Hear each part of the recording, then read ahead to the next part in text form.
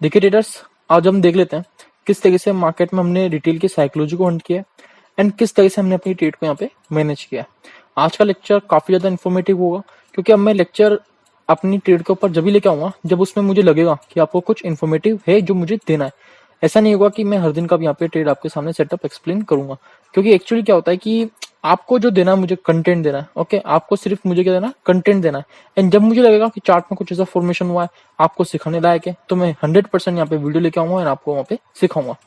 अब देखिए, आज का समझने से पहले आप यहाँ पे देख लीजिए मार्केट में रिटेल का माइंडसेट क्या है। अब रिटेल का माइंडसेट समझने के लिए सबसे पहले हम देखते हैं यहाँ पे मार्केट काम कैसे कर रहा है। आपने देखा 2 दिन मार्केट ने यहाँ पे एक रेंज बाउंड रहा एंड तीसरे दिन भी मार्केट कहीं ना कहीं इसी रेंज के अंदर ओपन हो रहा है। हो रहा है नहीं हो रहा? बिल्कुल हो रहा है। अब मेरा माइंडसेट ये था कि अगर मार्केट इसका ब्रेकडाउन देता है रेंज का, तो कौन एक्टिवेट होगा? सेलर एक्टिवेट होगा। बायर कहीं से भी मार्केट में एक्टिवेट नहीं होने वाले। कौन एक्टिवेट होगा? सेलर एक्टिवेट होगा। बायर कहीं से भी एक्टिवेट नहीं होने वाले। जब सेल एक्टिवेट होगा उसके stop loss upper side available होंगे। क्या हम उसको हंट कर सकते हैं? बिल्कुल कर सकते हैं।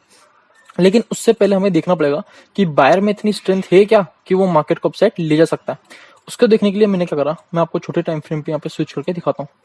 अब देखिए, जब मार्केट ने इसका ब्रेकडाउन दिया रेंज का, ब्रेकडाउन देने के बाद मार्केट ने अच्छा बेरिश यहाँ पे ब्रेकडाउन दिया, बिल्कुल सही है। अब यहाँ पर हम एसएल देख लेते हैं। सबसे पहले हमें यहाँ पे दिखते हैं। सबसे पहले एसएल यहाँ पे अपर साइड सेलर के एसएल अवेलेबल थे एंड साथ साथ यहाँ पे क्लोजिंग प्राइस पे बायर सेलर दोनों के एसएल अवेलेबल थे। अपर साइड भी एसएल अवेलेबल थे लेकिन काफी ज्यादा डिस्टेंस पे थे, इसलिए हमें according to these SLs and according to new chart यहाँ पे काम करना होता है।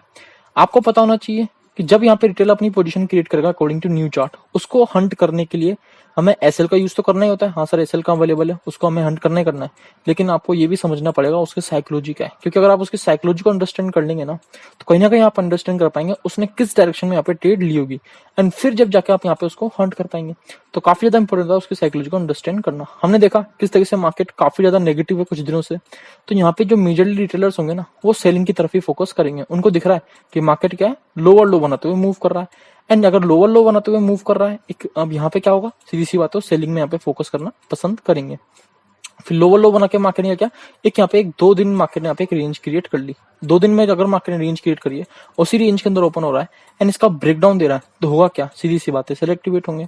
तो हमने क्या करा, देखा कि जब सेलर एक्टिवेट हो रहे हैं, यहाँ पे कोई भी बायर अवेलेबल नहीं है, बायर आ ही नहीं रहा मार्केट के अंदर, यहाँ पे अपर साइड सेलर के स्टॉप लॉस अवेलेबल है, तो होगा क्या, हम उनको हंट करेंगे अपर साइड जाके। तो हम क्या करेंगे, तभी मैंने यहाँ पे आपको देखते हुए कॉल साइड का बोला था कि मैं थोड़ा यहाँ पे मार्केट में बुलिश हूँ। आप हमारा टेलीग्राम चैनल भी ज्वाइन कर सकते हैं, जिसके अंदर मैं लाइव मार्केट इन्फॉर्मेशन आपको प्रोवाइड करता हूँ एसएल हंटिंग के रिलेटेड। तो यहाँ पे क्या था, मैंने आपको बोला था कि मैं मार्केट में क्या हूँ, बुलिश हूँ। तो यहीं से क्या हुआ, मार्केट देखिए अपसाइड मोमेंटम किया।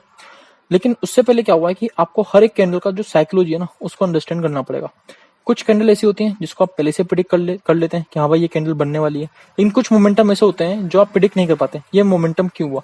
ओके, तो उसमें कहीं ना कहीं फिर क्या लगता है, हमें थोड़ा डर लगता है कि आखिर मार्केट ने मोमेंटम किया क्यों, ये समझ में हमारे नहीं आया। तो यहाँ पे आपको समझाता हूँ मैं एक एक कैंडल लेके। अब देखिए यहाँ पे क्या होता है कि मुझे पता है मार्केट को मुझे यहाँ से बाय करना है, बिल्कुल सही है। जब मार्केट अपसाइड मूव कर रहा था, उसके बाद मार्केट ने ये पिन बार कैंडल फॉर्म किया। अब जब पिन बार कैंडल फॉर्म होती है तो कई जन इसको बुलिश कैंडल की तरह कंसीडर करते हैं, खासकर रिटेलर्स।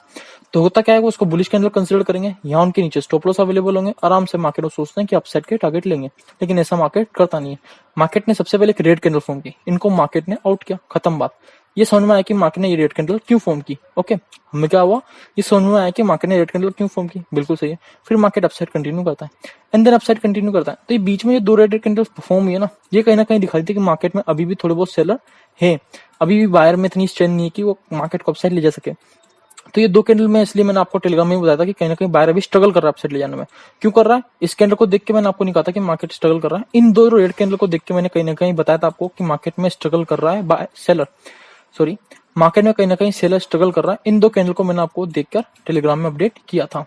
फिर फर्दर क्या हुआ, मार्केट ने लेवल को अप्रोच किया। अब एक तरीके से मार्केट ने आउटलुक क्या बनाया, ब्रेकडाउन देके रीटेस्ट करके फिर रिजेक्ट कर रहा है।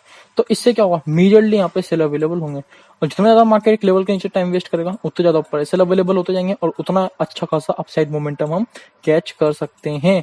तो इसलिए आप देखेंगे जो मोमेंटम आया वो फास्ट मोमेंटम था एंड मार्केट ने इसके बीच में कहीं भी टाइम वेस्ट नहीं किया, कहीं भी रिटेलर को एंट्री करने का मौका नहीं दिया बाइंग के अंदर। वहीं अगर देखा जाए तो यहाँ पे मार्केट ने देखिए कितना टाइम वेस्ट किया, कहीं ना कहीं मार्केट ने यहाँ पे काफी देर तक होल्ड किया ताकि रिटेलर अपनी पोजीशन यहाँ पे क्रिएट करे।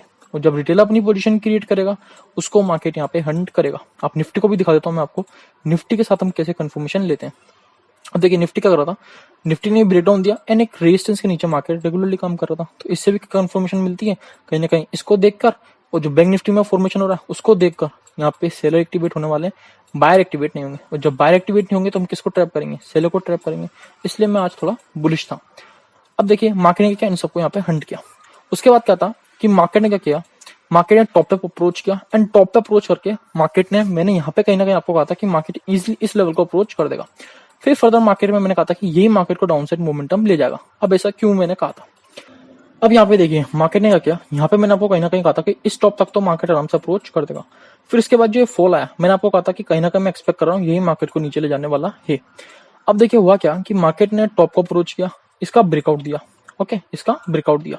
एंड निफ्टी को भी मैं आपको दिखा देता हूँ, निफ्टी ने कैसा प्राइस एक्शन यहाँ पे शो किया। निफ्टी भी कहीं ना कहीं यहाँ पे एक लेवल का ब्रेकआउट दे रहा था। ओके, तो होता क्या है, जब ऐसे प्राइस एक्शन कहीं ना कहीं फॉर्म होते हैं, same price action bank Nifty भी शो कर रहा था, सेम निफ्टी भी शो कर रहा था, तो कहीं ना कहीं रिट्रेसमेंट पॉसिबल था। तो मार्केट ने रिट्रेसमेंट किया। लेकिन अब मैंने आपको बताया कि यहाँ से मार्केट डाउनसाइड जाएगा। क्यों जाएगा, क्योंकि मार्केट को पता है कहीं ना कहीं रेंडम सेलर, मार्केट को पता है कहीं ना कहीं यहाँ पे रैंडम बायर एक्टिवेट हो रहे हैं। उसको दिख रहा है कि नीचे यहाँ पे बायर के ऐसे अवेलेबल है, तो मार्केट क्या करेगा, सबसे पहले उनको एग्जिट करेगा, फिर जाके मार्केट अपसाइड कंटिन्यू करना है तो करेगा। वो ऐसा नहीं कि यहाँ पे बायर बैठा हुआ है तो उसको मार्केट क्या करता जाएगा, प्रॉफिट दिखाता जाएगा, उसको भी मार्केट आउट करेगा एंड फिर उसके बाद मार्केट अपसाइड जाएगा। एंड उसके बाद आपने देखा मार्केट ने जैसे यहाँ पे सीधी सी बात है बायर का आउट किया, फिर मार्केट ने नॉन स्टॉप अपसाइड कंटिन्यू करी है रैली। इसके बाद क्या होता है, न्यूज का भी इफेक्ट आपको दिखा होगा मार्केट के अंदर, जो कि मैंने आपको पहले बता दिया था कि मार्केट में कहीं ना कहीं आपको न्यूज का इफेक्ट मिलेगा, तो इस वक्त ट्रेडिंग करना बेकार होता है। ओके, क्योंकि आपको बहुत ज्यादा वोलेटाइल मार्केट यहाँ पे मिला हुआ। तो इस तरह से आज हमने रिटेल को, साइकोलॉजी को ट्रैप किया एंड रिटेल को भी ट्रैप करने का काम किया। तो इसमें हमारे पास एसएल हंटिंग भी काम आई है एंड साइकोलॉजी हंटिंग भी काम आई है। अगर आपको सीखना है ना कि किस तरह से मार्केट में हम एसएल हंटिंग, साइकोलॉजी हंटिंग करते हैं, तो आप हमारे कोर्स को भी ज्वाइन कर सकते हैं, जिसके अंदर हम आपको एडवांस से लेके, जीरो से लेके एडवांस तक आपको एसएल हंटिंग सिखाएंगे। एंड आप समझिए एक तरीके से सिस्टमेटिक वे में आपको एसएल हंटिंग सिखाई जाएगी, जिसके अंदर आप एडवांस तक की एसएल हंटिंग सीख सकते हैं। तो आप मेरे से कांटेक्ट कर सकते हैं, सारी इन्फॉर्मेशन आपको डिस्क्रिप्शन में दे रखी है। आज के लिए बस इतना ही, धन्यवाद।